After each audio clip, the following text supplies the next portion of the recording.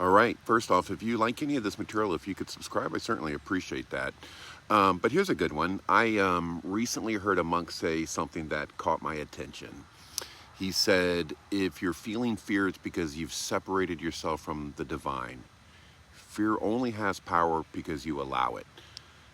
And at first that sounds true, especially if you spent time in the spiritual spaces, and it's got some truth to it. But I want to slow this down a little bit. And again, you've heard my philosophy on question everything, right? Especially beliefs. Because I think that just because someone's a monk or speaks calmly, that doesn't automatically make something true.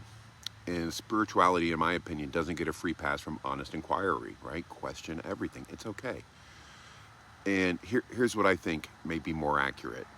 At a deeper level, fear comes from identification. When awareness identifies with a story, a body, a memory, a future, fear arises, right? It can arise.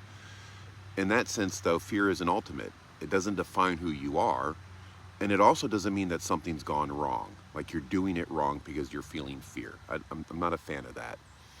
Because here's where, again, I think that type of teaching could be a little off base or potentially harmful, right? If we say you're afraid because you're afraid you've separated from the divine, then fear becomes evidence of failure. You're doing it wrong. Now you're not just afraid, you're afraid and judging yourself for it. There's the judgment.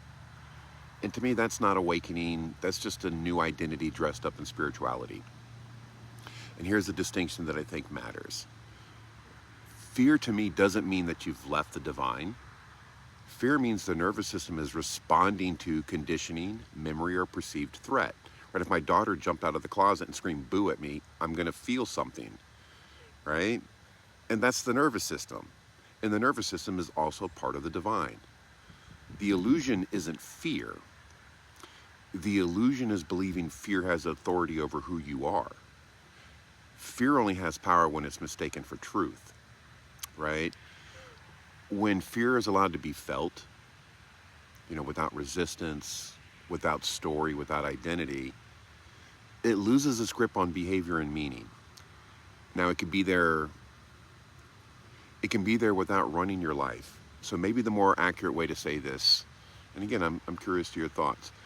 Fear doesn't mean that you've separated from the divine. It means awareness briefly identified with a protective story. And the moment that's seen, fear no longer needs to be fought, fixed, or transcended. It can just pass through. And that's not bypassing, that's integration. Let me know your thoughts.